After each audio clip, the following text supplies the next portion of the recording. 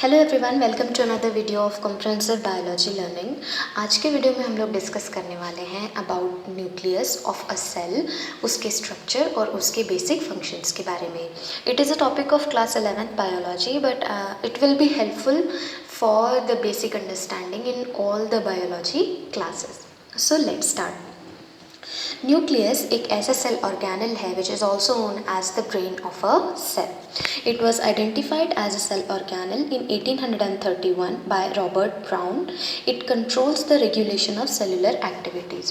So cell की जो भी एक्टिविटीज़ हैं, जो भी उसकी मेटाबॉलिक एक्टिविटीज़ हैं या फिर सेल डिवीजन है, उसको अल्टीमेटली कंट्रोल करने वाली जो सेल ऑर्गेनल है उसे हम न्यूक्लियस कहते हैं. That's why nucleus is also known as the brain of a cell, क्योंकि वो एंटायर सेल को कंट्रोल करता है. Nucleus also contains the genetic information in the form of chromatin. So nucleus का जब हम स्ट्रक्चर देखते हैं तो उसमें long thread like coiled structures होते हैं जिन्हें हम क्रोमैटिन कहते हैं. And chromatin contains the genetic information which is passed from one generation to other.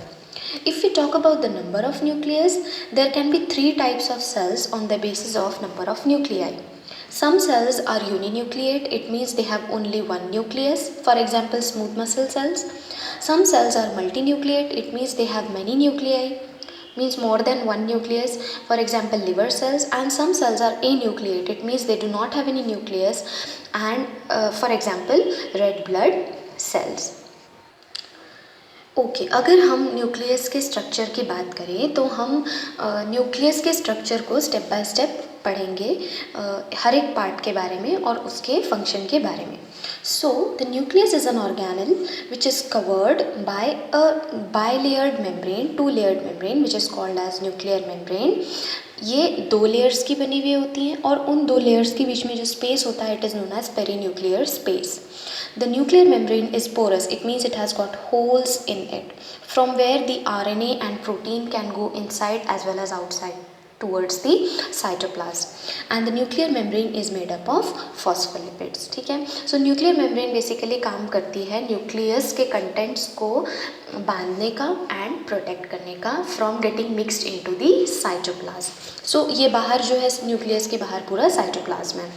And we also know that there are two membranes of the nuclear membrane. So जो outer membrane होता है वो mostly connected होती है endoplasmic reticulum की membrane के साथ. So the membrane of endoplasmic reticulum is continuous with the outer membrane of nucleus. Second content is nucleoplasm. It is also called as karyoplasm or karyolymph. It is a gelatinous sticky fluid and it holds the chromatin and nucleus. So nucleus के अंदर जो भी contents present हैं वो यहाँ वहाँ ना भागे, वो अपनी जगह पे fixed रहें, उसके लिए एक gelatinous sticky fluid present है which is known as nucleoplasm. Next is nucleolus. Nucleolus is the largest part of the nucleus. It is made up of DNA, RNA and proteins.